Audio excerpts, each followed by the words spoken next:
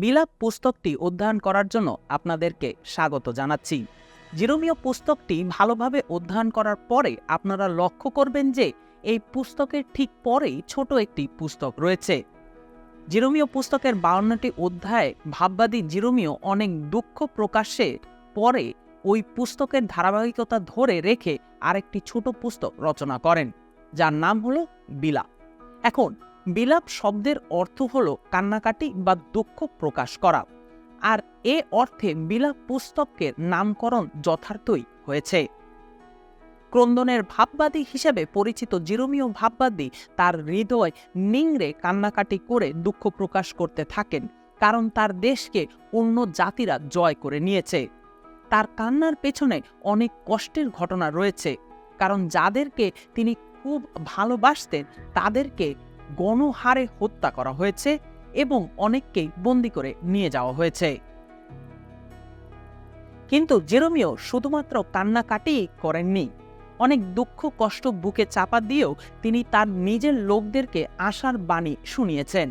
তার নিজের লোকেরা তাকে অনেক কঠিন প্রশ্নের সম্মুখীন করেছে। তারা বলেছে, বাবিলের বন্দি দশার মধ্যে থাকা লোকদের ঈশ্বর কোথায়, বা উপাসনালয়ে বাস করা ঈশ্বর কোথায় আছেন। আমরা দেখি যে লোকেরা জানতো যে ঈশ্বরকে তারা ভালোবাসে ও যাকে তারা প্রশংসা করে সেই ঈশ্বর জেরুসালেমে আছেন। এই জন্য বাবিলে থাকা অবস্থায় দানিয়েল জেরুসালেমের দিকে ফিরে প্রার্থনা করতেন। এই শহরটা ছিল সদাপ্রভুর শহর, কিন্তু যখন এ শহরটি ধ্বংস হয়ে গেল তখন লোকেরা মনে করল যে ঈশ্বর তাদেরকে ছেড়ে চলে গেছেন। জিরোমীয় তার নিজের লোকদেরকে আশ্বস্ত করার জন্য লিখতে শুরু করেন যে ঈশ্বর তাদেরকে ছেড়ে চলে যাননি, বরং তিনি তাদের মন পরিবর্তন করে ফিরে আসার জন্য সাগ্রহে অপেক্ষা করছেন। ঈশ্বর চান যেন তারা বুঝতে পারে যে তাদের জীবনে পাপ থাকলেও বা তাদের জীবনে দুঃখ কষ্ট থাকলেও ঈশ্বর তাদেরকে অনেক ভালোবাসেন। জিরোমীয় পাহাড়ের উপরে বসে বিলাপ পুস্তকটি রচনা করেন। যেখানে বসে তিনি পুস্তকটি রচনা করেছিলেন সেই জায়গাটির নাম হলো জিরোমীয়ের গুহা। এই গুহার বিষয়ে একটা মজার ব্যাপার হলো, এই গুহাটা হলো গলগাথা পাহাড়ের উপরে অবস্থিত। তাই প্রভু যীশু মারা যাবার পরে তাকে যেখানে কবর দেওয়া হয়েছিল ঠিক সেই পাহাড়েই জিরোমীয়ের গুহা রয়েছে। এই বইটি অধ্যয়ন করার বিষয়টি খুবই ভালো লাগে, কারণ ঠিক এই জায়গায় বসে জিরোমীয় এই প্রার্থনা করেছিলেন যে, হে জেরুসালেম, কে তোমাকে উদ্ধার করবে? ঈশ্বর এই পৃথিবীতে এসেছিলেন শুধুমাত্র জিহুদি জাতিকে উদ্ধার করার জন্য নয়, কিন্তু সমগ্র বিশ্বের মানব জাতিকে উদ্ধার করার জন্য। এবং এই মানব জাতিকে উদ্ধারের কাজটি তিনি ঠিক এই জায়গাতেই করেছিলেন, যেই জায়গাতে জিরোমীয় ঈশ্বরের কাছে কান্নাকাটি করে তার নিজের লোকদেরকে উদ্ধার করার জন্য বিনতি প্রার্থনা করেছিলেন। তাই আপনারা যখন এই পুস্তকটির মাধ্যমে জেরুসালেমের পতন এবং একই সাথে জিহুদীদের উদ্ধার করার জন্য সদাপ্রভুর ভালোবাসা ও প্রতিজ্ঞার কথা পাঠ করছেন, তখন সবসময় মনে রাখবেন যে ঈশ্বর আজও আপনার ও আমার জন্য একই কাজ করতে সমর্থন রয়েছে। ঈশ্বর আমাদের ভগ্ন হৃদয় সুস্থ করে, চোখের জল মুছে দিয়ে তার ভালোবাসা দিয়ে আমাদেরকে উদ্ধার করেছেন। সাহিত্যের দৃষ্টিকোণ থেকে বিবেচনা করলে বিলাপ পুস্তকটি হলো একটি সুন্দর কবিতার বই। এই পুস্তকটি 5টি অধ্যায় রয়েছে এবং প্রত্যেকটি অধ্যায় একটি কবিতা। এগুলোর মধ্যে 4টি কবিতা হলো এমন ছন্দের কবিতা যেগুলোর প্রতিটি প্রথম লাইন হিব্রু বর্ণমালার ভিন্ন ধরনের বর্ণ দিয়ে শুরু হয়েছে। তৃতীয় অধ্যায়ে কবিতাটি সমস্ত বর্ণমালা প্রায় 3 বার ব্যবহার করে লেখা হয়েছে, এবং এটা অবশ্যই স্বীকার করতে হবে যে এই পুস্তকটির গঠন ও পাঠ্যবস্তু খুবই সুন্দর। মূলত বিলাপ পুস্তককে বাবিলীয়দের জেরুসালেম দখল ও জিহুদীদের বন্দী করে নেবার যে নিদারুণ দুঃখের ঘটনা ঘটেছে সেটাই মূলত জিরোমীয় ভাববাদী গুরুত্ব দিয়ে তুলে ধরেছেন। জিরোমীয় এই দুঃখের সংবাদটি হৃদয়ের আবেগ দিয়ে ভৌগোলিক চিত্র প্রদর্শন করে লিপিবদ্ধ করেছেন। জিরোমিয়ার কবিতাগুলো পড়তে ও গঠনের দিক থেকে সুন্দর হলেও এখানে দুঃখ, কষ্ট ও হারানোর মতো কঠিন বিষয়গুলো লেখা হয়েছে। জেরোমিয়র লেখার মধ্যে দুঃখ, দুর্দশা, বেদনা ও কষ্টের কথা স্পষ্টরূপে থাকলেও জেরোমিয় এর মধ্যে দিয়েও সুসংবাদ দিয়ে আমাদেরকে অবাক করেন। তার লেখার মধ্যে অত্যন্ত দুঃখের দিনের কথা থাকলেও সুদিনের আলোর কথা সেখানে রয়েছে এবং আনন্দের দিনের অনেক সুন্দর ও আকর্ষণীয় ভবিষ্যৎবাণীর কথা জেরোমিয় সেখানে লিখেছেন। তার এই সুসংবাদের লেখাতে আমরা আমাদের প্রতিশ্রুত মসীহ অর্থাৎ প্রভু যীশু খ্রিস্টের আগমনের বার্তা পাই। বিলাপ 3 অধ্যায়। বিলাপ 3 অধ্যায় 15 থেকে 18 পদে সবচেয়ে নিদারুণ কষ্টের কথা লিখিত হয়েছে। সেখানে তিনি বলেছেন, তেতো দিয়ে তিনি আমাকে পূর্ণ করেছেন, বিষ দিয়ে আমার পেট ভরিয়েছেন, তিনি পাথর দিয়ে আমার দাঁত ভেঙেছেন আর ধুলার মধ্যে আমাকে মারিয়েছেন। শান্তি আমার কাছ থেকে দূর করা হয়েছে, মঙ্গল কি তা আমি ভুলে গেছি। তাই আমি বলি, আমার শক্তি চলে গেছে, সদাপ্রভুর কাছ থেকে আমি যা কিছু আশা করেছিলাম তাও আর নেই। উপরের অংশে জেরোমিয়র অন্তরের অবস্থা একেবারে দুঃখে ভারাক্রান্ত হয়ে খুব করুণ অবস্থা হয়েছে। পুরো অধ্যায় জেরোমিয় তার মনের দুঃখে ভেঙে পড়লেও হঠাৎ করে কোথা থেকে যেন তার মনে গুরুত্বপূর্ণ একটা বিষয় এসে নাড়া দিল। 21 পদে তিনি বলেছেন, তবুও আমার আশা আছে, কারণ আমি এই কথা মনে করি। আশার বাণীতে তার দৃষ্টিভঙ্গি পরিবর্তন হয়ে গেল, কিন্তু কি কারণে তার মন এতটা পরিবর্তন হয়ে গেল? 22 থেকে 26 পদে তিনি কি বললেন তা শুনুন। সদাপ্রভুর অটল ভালোবাসার জন্য আমরা ধ্বংস হচ্ছি না, কারণ তার করুণা কখনো শেষ হয় না। প্রতিদিন সকালে তার নতুন হয়ে দেখা দেয়, তার বিশ্বস্ততা মহৎ। আমি মনে মনে বলি, সদাপ্রভুই আমার সম্পত্তি, তাই আমি তার উপর আশা রাখব। সদাপ্রভুর উপরে যারা আশা রাখে ও তার উপরে নির্ভর করে তাদের তিনি মঙ্গল করেন। সদাপ্রভু উদ্ধার না করা পর্যন্ত নীরবে অপেক্ষা করা ভালো। এ বিষয়টা কতটাই না সুন্দর। হতাশার মধ্য থেকে বের হয়ে তিনি ঈশ্বরের দয়া ও ভালোবাসার কথা বলছেন। তিনি মৃতপ্রায় অবস্থা থেকে জেগে উঠে ঈশ্বরের কথা ঘোষণা করছেন। 3 অধ্যায়ের মাঝামাঝিতে জেরোমিয় কি বলছেন তা আমরা লক্ষ্য করে দেখি।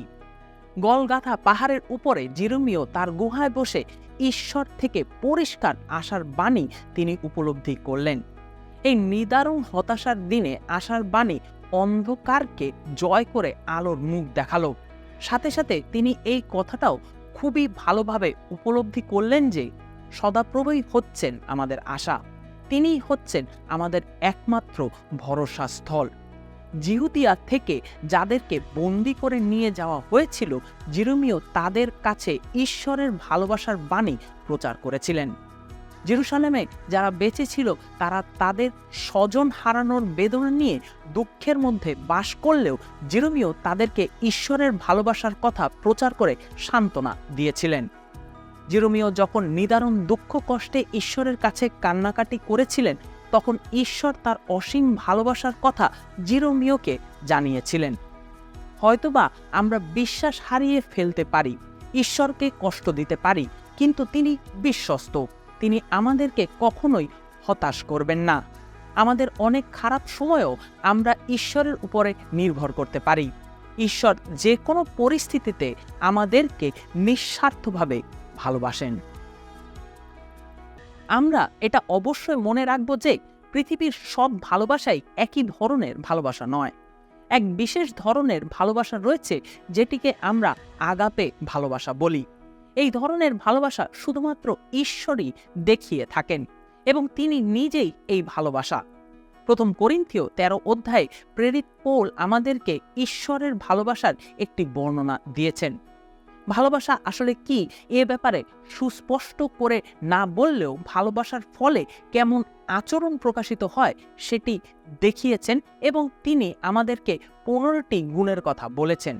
আসুন 3টি ভাগে এই ভালোবাসার মূল ভাব আলোচনা করা যাক।